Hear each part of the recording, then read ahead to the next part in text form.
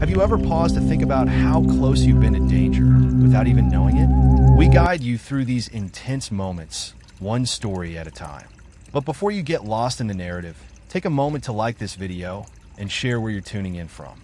Now, let's immerse ourselves in these spine-tingling tales.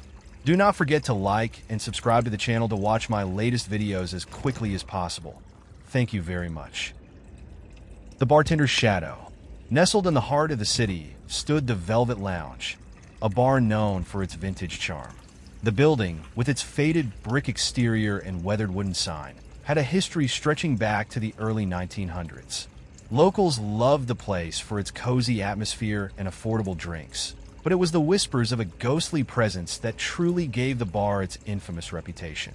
It was said that decades ago, in the 1980s, a bartender named William Deacon had worked at the Velvet Lounge. Will was known for his warm smile and impeccable drink-making skills, but beneath his cheerful demeanor was a man struggling with deep personal demons. One fateful night, after the bar had closed and the last of the patrons had stumbled out into the night, Will's lifeless body was discovered hanging from the rafters behind the bar. Rumors circulated that he had taken his own life after a string of heartbreaks and financial troubles. Since then, staff and patrons alike reported strange occurrences. Glasses would tip over on their own. The faint sound of someone humming an old jazz tune would drift through the air, and some claimed to see a shadowy figure standing behind the bar when no one was there. In the summer of 2023, Emily Carter, a young woman in her late 20s, took a job at the Velvet Lounge. Fresh out of a failed career in marketing and looking for a fresh start, Emily embraced the bar's eccentric charm and enjoyed hearing the ghost stories from regulars. She wasn't a believer in the supernatural, but the tales added an air of intrigue to her otherwise mundane shifts. One Friday night, as the bar buzzed with the sound of laughter and clinking glasses, Emily worked tirelessly behind the counter. She had gotten into the groove of mixing drinks, chatting with customers, and occasionally entertaining questions about the ghost. When the last patron left, it was nearly 2 a.m. Emily locked the front door, turned off the neon open sign, and began cleaning up. As she wiped down the counters, a strange feeling of being watched crept over her. She brushed it off, blaming it on the eerie stillness of the empty bar. But when she reached for a glass to place it on the shelf, it slipped from her hand, shattering on the floor. "Damn it," she muttered, grabbing a broom. As she swept up the shards, she heard a faint sound behind her, the unmistakable clink of a glass being set down on the counter. Emily froze. Slowly, she turned around. Sitting on the counter was a glass of whiskey, filled to the brim. She hadn't poured it, and there was no one else in the bar. Her heart pounded as she approached the glass. The amber liquid seemed to shimmer under the dim light. Trying to stay calm, she dumped the drink into the sink and placed the glass in the dishwasher. "It's late," she said to herself. "I'm tired and imagining things." But as she returned to sweeping, the humming started. Low and melodic, it sounded like a jazz tune she couldn't quite place. The hairs on the back of her neck stood up. She spun around, expecting to see someone standing behind the bar, but it was empty. Emily quickly finished cleaning, grabbed her bag, and bolted out the door. She convinced herself that exhaustion had played tricks on her senses. But deep down, she couldn't shake the feeling that something, or someone, had been there with her. The following week, Emily's shifts continued without incident. She dismissed the whiskey glass and the humming as a one-time occurrence. But on a quiet Tuesday night, something happened that would change her mind. Around midnight, Emily was alone behind the bar, restocking the shelves. The only sound was the soft crackle of an old record playing in the background. She reached for a bottle of bourbon when her gaze fell on the large antique mirror that hung behind the counter. In the reflection, she saw herself standing there, and someone else. A tall, broad-shouldered man in a bartender's apron was behind her, his face partially obscured by the dim light. He seemed to be staring straight at her. Emily's breath caught in her throat. She whipped around, but the space behind her was empty. Her eyes darted back to the mirror, but the figure was gone. Trembling, she set the bottle down and backed away from the counter. "Who's there?" she called out, her voice shaky. No response, just the faint crackle of the record. Emily grabbed her phone and called Tony, the bar's owner. Tony, I think there's someone in the bar, she stammered. What are you talking about? The doors are locked. Nobody can get in. Tony replied, groggy from being woken up. I saw someone, Emily insisted. In the mirror. A man. Tony sighed. Emily, you've been hearing too many ghost stories. Just lock up and go home. We'll talk tomorrow. Reluctantly, Emily hung up. She finished her shift in record time and left the bar, her mind racing with what she had seen. Over the next few weeks, the occurrences became more frequent. Glasses would move on their own. The humming grew louder, and Emily often felt an icy chill whenever she was alone in the bar. One night, as she prepared to close, she decided she'd had enough. If you're here, she said aloud, her voice echoing in the empty room, just show yourself. I don't know what you want, but I'm not afraid of you. For a moment, there was silence. Then, the humming began again, louder this time. Emily turned toward the mirror, and there he was, the man she had seen before. He stood still, his eyes filled with sorrow. But as she stared, he raised a hand and pointed to a drawer beneath the counter. Emily's heart pounded, but curiosity got the better of her. She crouched down and opened the drawer. Inside was an old, leather-bound notebook. She flipped it open and saw handwritten cocktail recipes, notes, and doodles. On the last page, scrawled in shaky handwriting, were the words, I'm sorry. Forgive me. Tears welled in Emily's eyes. She looked back at the mirror, but the figure was gone. The next day, Emily brought the notebook to Tony. Together, they pieced together the story of Will Deacon, the bartender whose tragic end had haunted the Velvet Lounge for decades.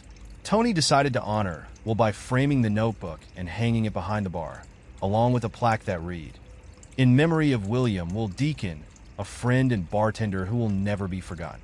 After the notebook was displayed, the strange occurrences stopped. The Velvet Lounge returned to its usual bustling charm, but Emily often felt a comforting presence during her shifts. She liked to think that Will had finally found peace, knowing his story was no longer hidden in the shadows.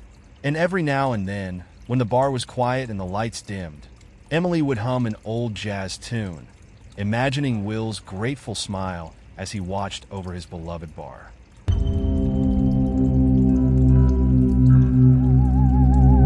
The Woman in Red.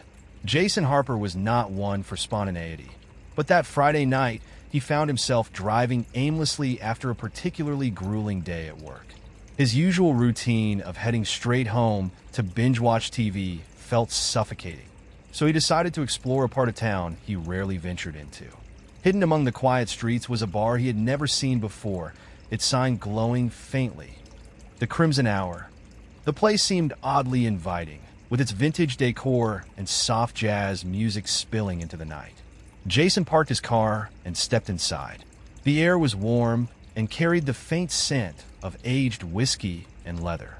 A few patrons were scattered at the tables, chatting in low tones, while the bartender polished glasses behind the counter. Jason slid onto a stool and ordered a beer. First time here? The bartender asked, his voice gruff but friendly. Jason nodded. Didn't even know this place existed.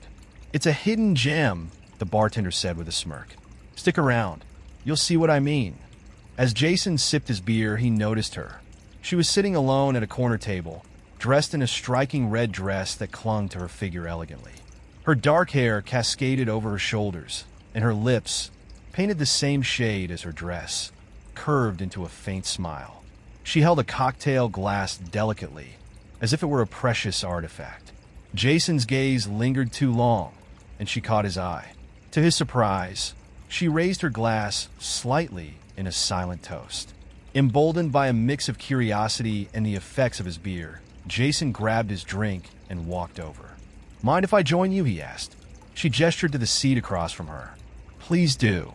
Her voice was smooth, almost melodic, and Jason found himself leaning in to catch every word. They introduced themselves, and she told him her name was Evelyn. She spoke with an air of mystery, her words measured but captivating. Jason couldn't help but feel like he was in a scene from an old noir film. As the conversation flowed, Evelyn asked him about his life. Jason found himself opening up in a way he rarely did with strangers. She listened intently, her piercing gaze making him feel both vulnerable and exhilarated. When Jason offered to buy her a drink, she shook her head and said, "Let me make one for you instead. Something special." "You're going behind the bar?" Jason asked, amused. She smiled enigmatically. "Something like that." Evelyn disappeared for a moment, returning with a drink in a crystal glass. The liquid was a deep, almost hypnotic shade of crimson. "Try this," she said, sliding it across the table. Jason hesitated, the color of the drink unnerving him slightly. But Evelyn's expectant expression made him push his doubts aside. He took a sip, and his taste buds exploded with a blend of flavors he couldn't quite place. It was sweet, yet bitter, smooth, yet fiery. "What is this?" he asked, his voice tinged with awe. "A secret recipe," she replied, her smile widening. "Do you like it?" Jason nodded. "It's incredible." They continued talking, and Jason lost track of time.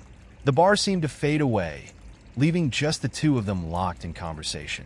Evelyn's words were mesmerizing, and Jason felt as though he'd known her forever.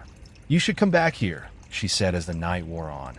"The Crimson Hour is special." Jason promised he would. When Jason woke up the next morning, he felt disoriented. He was lying on his living room couch, still in his clothes from the night before. His head throbbed slightly, but it wasn't the usual hangover. It was more like a fog clouding his memories. The events of the previous night came rushing back. Evelyn, the drink, the bar, but something felt off. He couldn't remember driving home.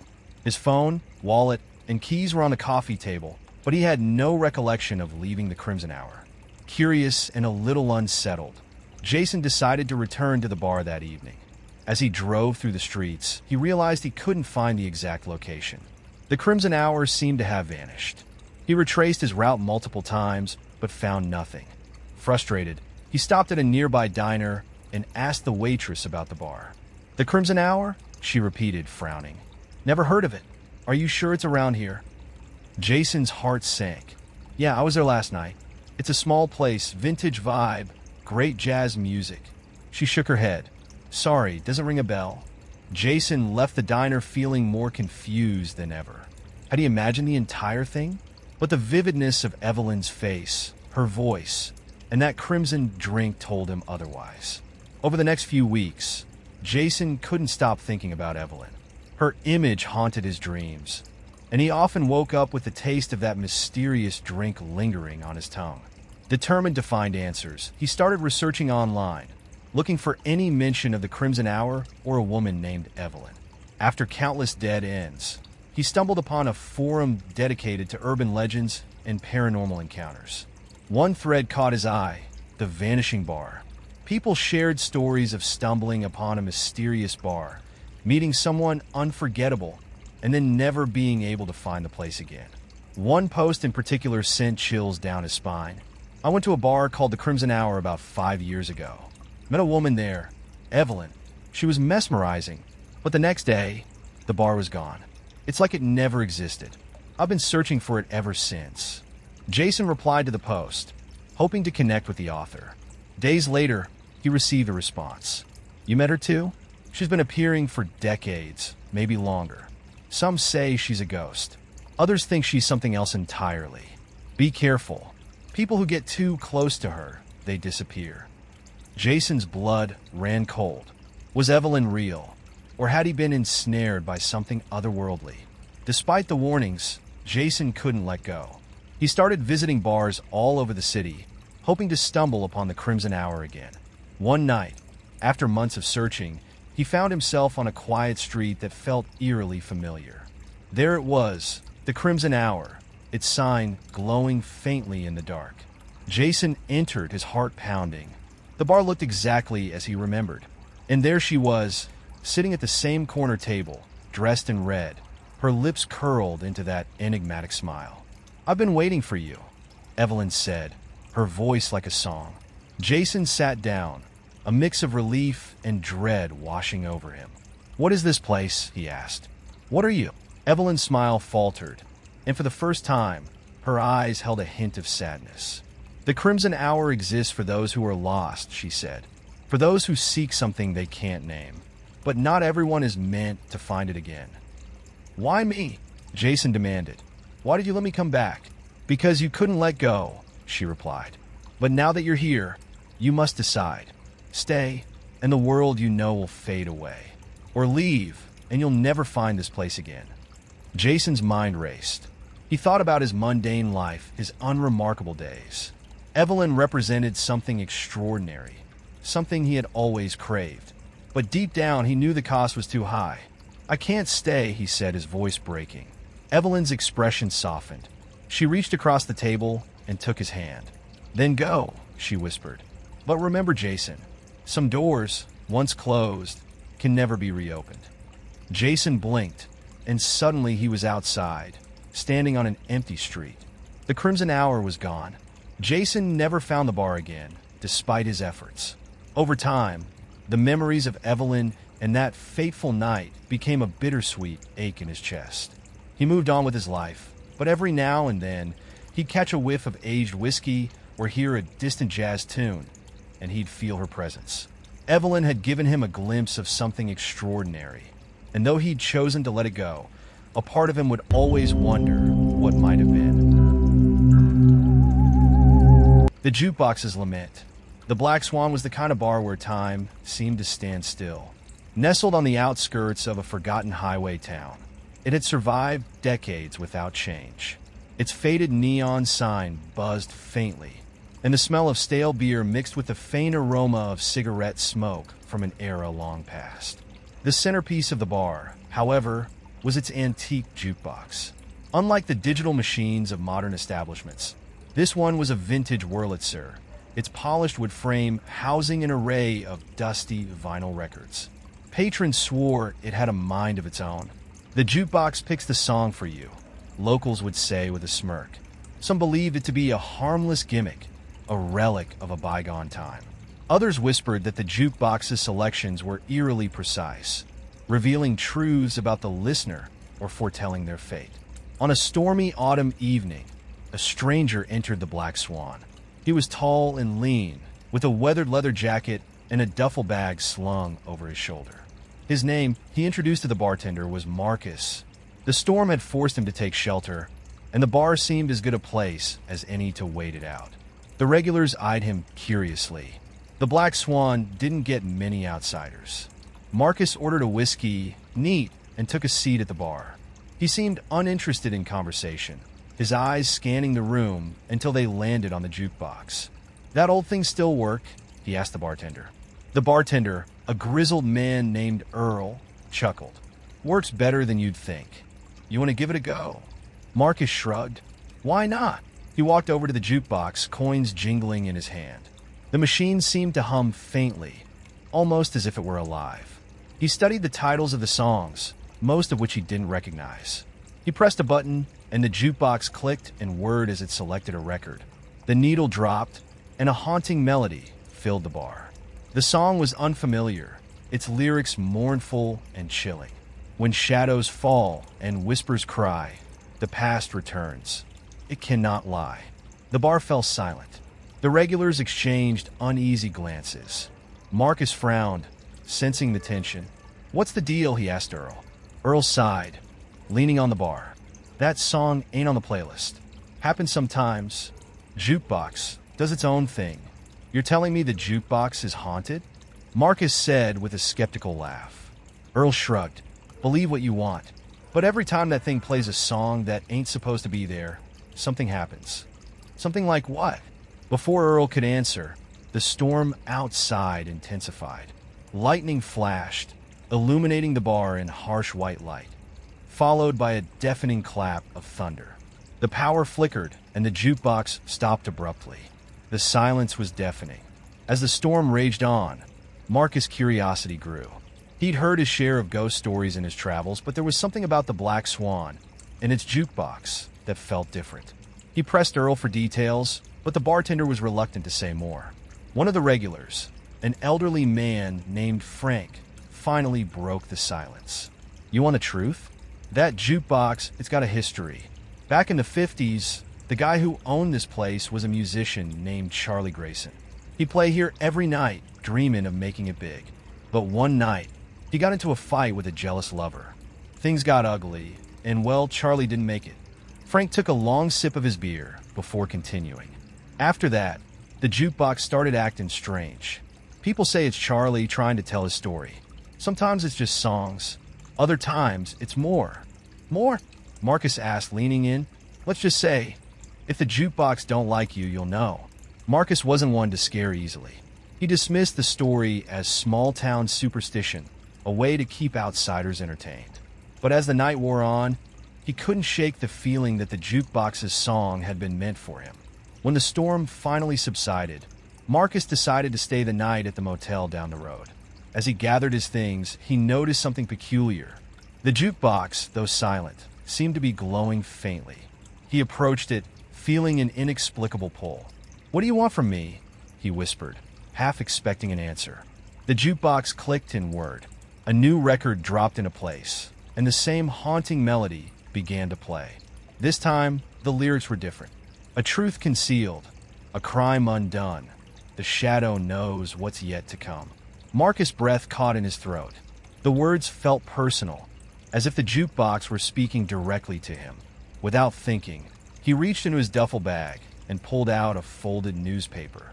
The headline read, "Asterisk, man wanted for questioning in highway hit and run." Asterisk. His face stared back at him from the black and white photo. The bar had emptied out, leaving Marcus alone with Earl. The bartender's expression was unreadable as he watched Marcus place the newspaper on the counter. "I didn't mean to," Marcus said, his voice shaking. "It was an accident. I panicked." Earl didn't respond. Instead, he gestured to the jukebox. "Seems like Charlie wants you to make it right." Marcus laughed bitterly. "What am I supposed to do? Turn myself in? Spend the rest of my life in prison?" The jukebox clicked again, louder this time. A new song began to play, its lyrics cutting through the air like a knife. "Confess your sins, reveal your pain, or forever bear the cursed chain." The lights in the bar flickered, and the temperature seemed to drop.